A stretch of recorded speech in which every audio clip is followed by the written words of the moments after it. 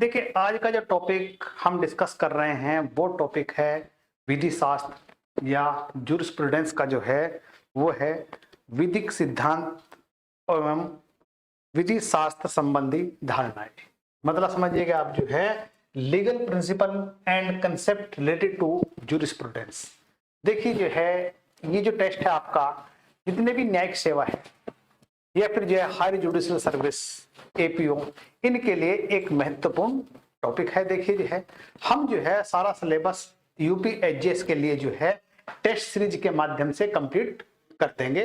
देखिए पहला टॉपिक जो है, पहला क्वेश्चन जो है वह है दार्शनिक विचारधारा के प्रमुख विधि शास्त्र थे। यहाँ बताना दार्शनिक यानी फिलोसफिकल स्कूल के जो थे, दार्शनिक विचारधारा के जो प्रमुख विधि शास्त्री कौन थे वो देखिए आप जो है A Herbert Spencer, B Sir Henry Maine, C Max Weber, D Hegel. अब देखिए इसके अंतर्गत बनेगा, ये बनेगा डी यानी हेगल, आंसर बना इसका डी।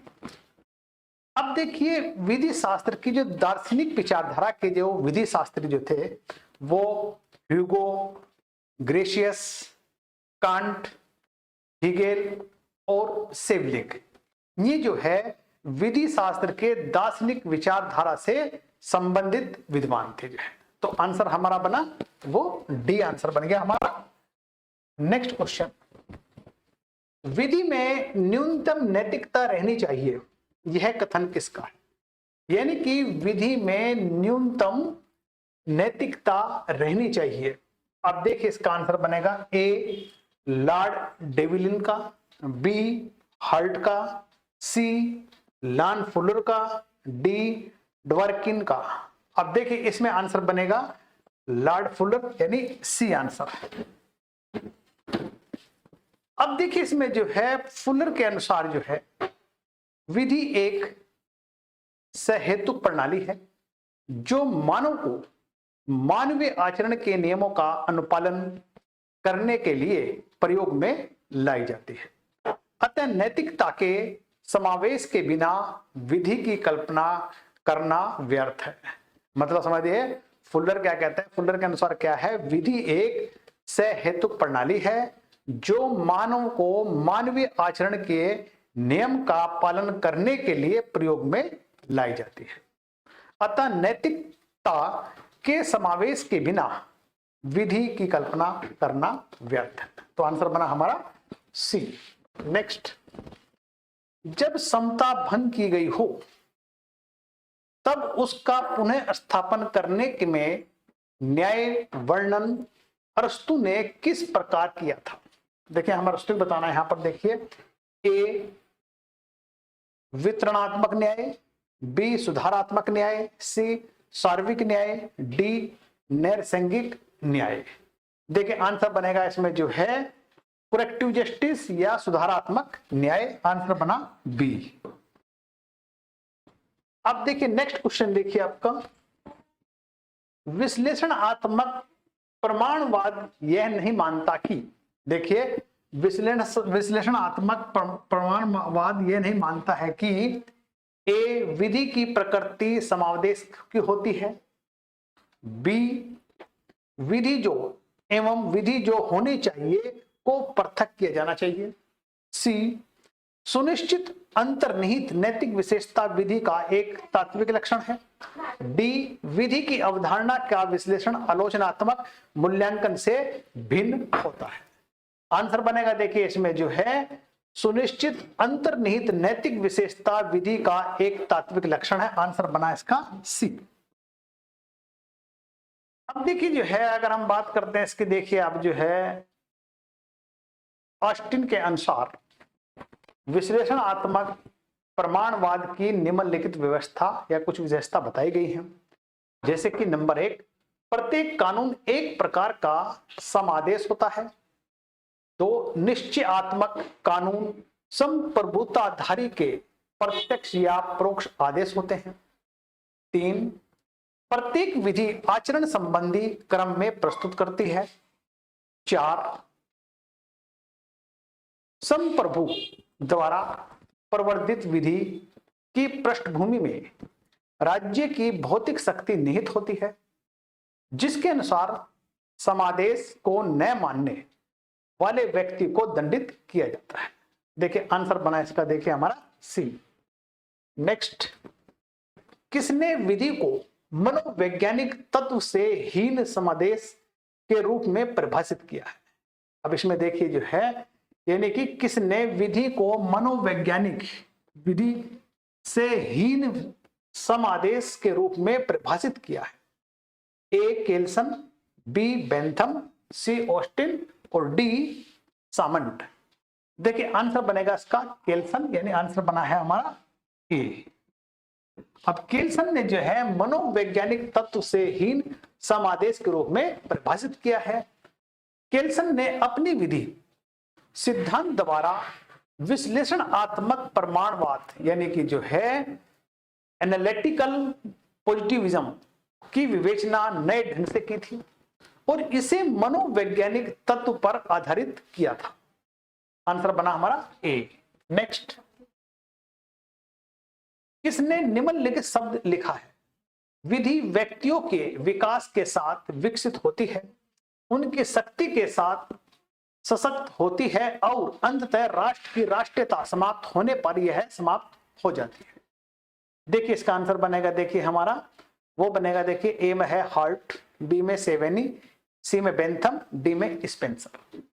देखिए इसका जो आंसर बनेगा वो बनेगा, देखिए आपका वो बनेगा सेवेनी, यानी बी आंसर। अब देखिए वहीं पर देखिए सेवेनी के अनुसार जो है किसी भी राष्ट्र के विकास के लिए या विकास के साथ साथ वहां की विधि भी विकसित होती रहती है। जब राष्ट्र में चेतना उत्पन्न होती है तो वहां की विधि भी प्रभाव उत्पादक हो जाती है, परंतु जब राष्ट्र अपनी राष्ट्रीयता खो देता है तो विधि का विनाश हो जाता है। देखिए आंसर बना इसका बी। नेक्स्ट, निम्नलिखित विचार विधि शास्त्रियों में से कौन विश्लेषणात्मक प्रत्यक्षवाद विचारधारा से संबंधित है? यानी विश्लेषणात्मक प्रत्यक्षवाद विचारधारा से संबंधित है। देखिए आंसर ए में देखिए जॉन ऑस्टिन, बी में हेंस केल्सन, सी रोनाल्ड डॉर्किन, डी एच.एल.ए. हार्ट। देखिए इसमें आंसर बनेगा इसका सी रोनाल्ड डॉर्किन, यानी सी आंसर बनता है। रोनाल्ड डॉर्किन जो है विश्लेषणात्मक प्रत्यक्षवाद विचारधारा से संबंधित थे, तो आंसर बना इसका सी। नेक्स्ट,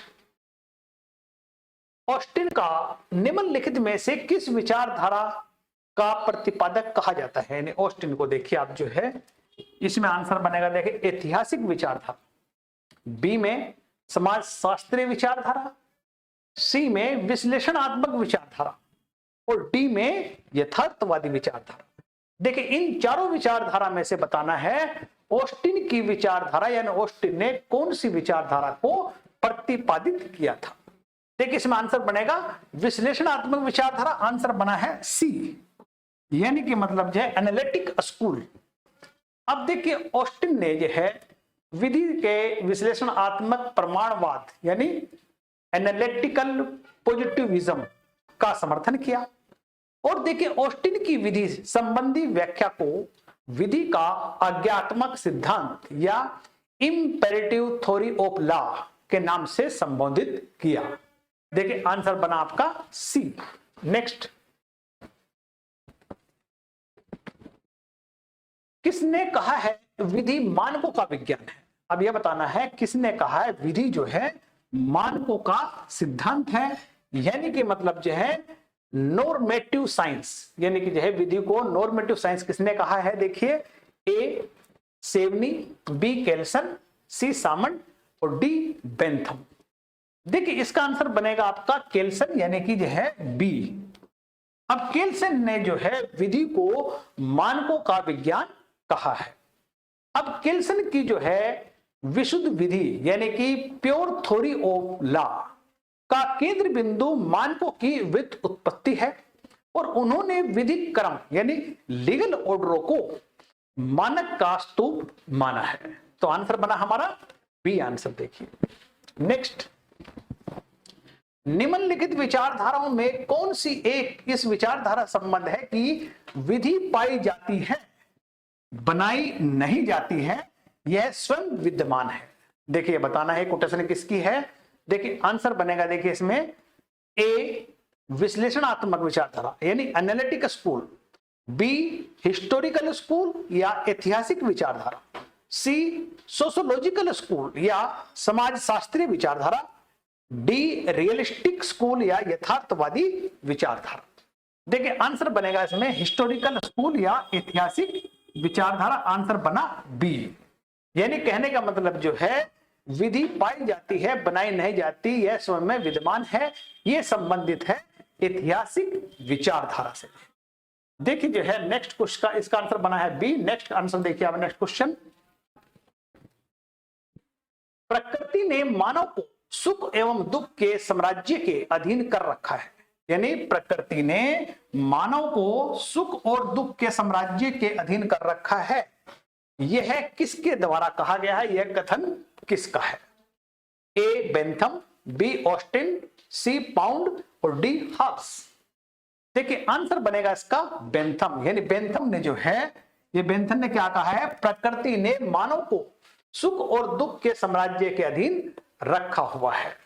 अब देखिए इसका आंसर देखिए आप जो है, बेंथम जो है मानव प्रकृति को सुख दुख नामक दो तत्वों के अधीन मानते हुए कहा है कि हमें क्या करना चाहिए और हमें क्या करेंगे, और यह हम केवल सुख दुख के आधार पर ही निश्चित करते हैं। तो आंसर बना हमारा ए। नेक्स्ट, रूढ़ि विद्यायन से पूर्वगामी होती है। यानी रूढ़ि जो है विद्यायन से पूर्वगामी होती है, अतः उसे श्रेष्ठ होती है और विधायन को रूढ़ि के सिद्धांत के अनुरूप होनी चाहिए। यह सिद्धांत किस विचारधारा का मूल लक्षण है? देखिए आंसर ए में देखिए, समाजशास्त्री विचारधारा, ऐतिहासिक विचारधारा, विश्लेषणात्मक विचारधारा, नैरसैंगिक विचारधारा। अब इन चारों में से बताना है कि मतलब जो है ये संबंधित किससे है। देखिए इसमें जो है यानी रूढ़ि विधायन से पूर्वगामी होती है, अतः उससे श्रेष्ठ होती है, और विधायन को रूढ़ि के सिद्धांत के अनुरूप होना चाहिए। देखिए आंसर बनेगा इसका ऐतिहासिक विचारधारा या हिस्टोरिक विचारधारा से संबंधित है। तो आंसर बना हमारा बी।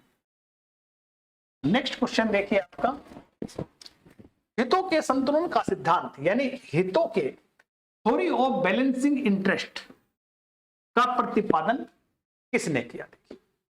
देखिए ए एरिंग, बी ड्यूगिट, सी पाउंड और डी ग्रे। देखिए कह रहा है कि मतलब जाए हितों के संतुलन का सिद्धांत जो संबंधित है यानी प्रतिपादन किया है वो है एरिंग्स ने, यानी ए आंसर इसका। अब देखिए जो है एरिंग की अगर बात करते हैं, जो है एरिंग के अनुसार विधि का उद्देश्य व्यक्तिगत हितों को एक रूपता देते हुए सामाजिक हितों को सुरक्षा प्रदान करना है, और उन्होंने आगे बढ़ना और उससे आगे बढ़ना है।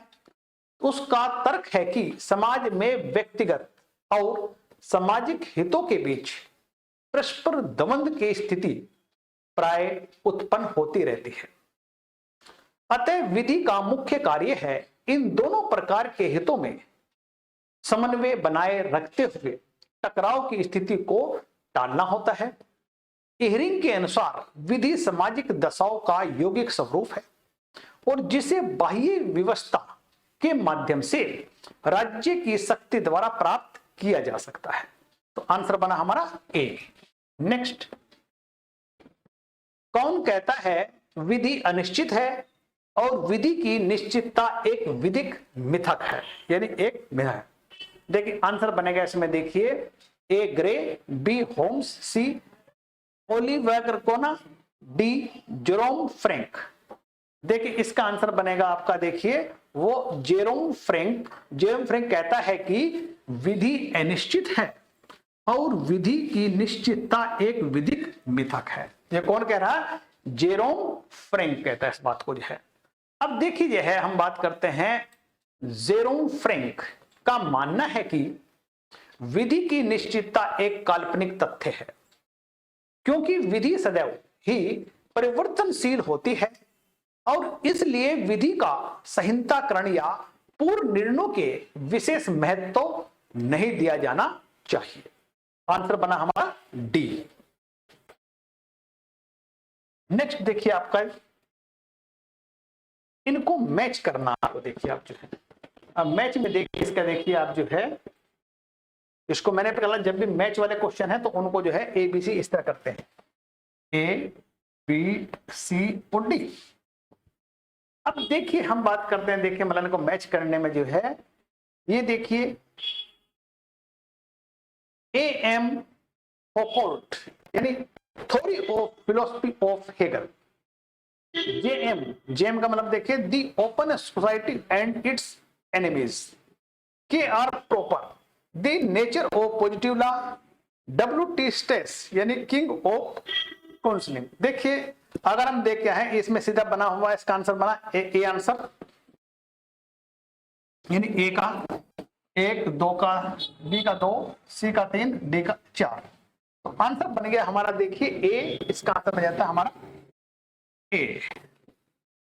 देखिए विधि शास्त्र के अंतर्गत जो हमारा तीसरा टेस्ट है जो है, उसमें इतनी चीजें हैं। आगे फिर नेक्स्ट क्लास में मिलेंगे। और